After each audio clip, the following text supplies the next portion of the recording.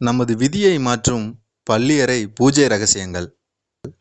பொதுவாக கோயில்களில் நடக்கும் ஒவ்வொரு பூஜையும் சிறப்புக்குரியது. காலை பள்ளியறை பூஜை துவங்கி இரவு பள்ளியறை பூஜை வரை பல்வேறு பூஜைகள் நடத்தப்படுவது வழக்கம். இவற்றில் ஒவ்வொரு பூஜைக்கும் ஒரு பலன் உண்டு.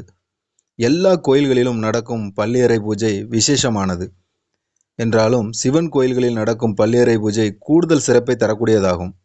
அதாவது கோயில்களில் நடை சாத்துவதற்கு முன்பாக சுவாமி மற்றும் அம்பாளை பள்ளியறை ஊஞ்சலில் அமர வைத்து தாலாட்டி பாடல்கள் பாடி பூஜை செய்வார்கள். இந்த பள்ளியறை பூஜையானது சுமார் அரை மணி நேரம் வரை நடைபெறும். இந்த பூஜையை காண்போருக்கு கோடி புண்ணியங்கள் கிடைக்கும் என்பது நம்பிக்கை. அதோடு பள்ளியறை பூஜையை சிறப்பான நாட்களில் தரிசனம் செய்வது இன்னும் சிறந்த பலன்களை கொடுக்கும். சிலர் வீடுகளில் கணவன் மனைவி இடையே அடிக்கடி சண்டை சச்சரவுகள் உண்டாகும் அல்லது காரணமே இல்லாமல் பிரிந்து வாழ்வார்கள்.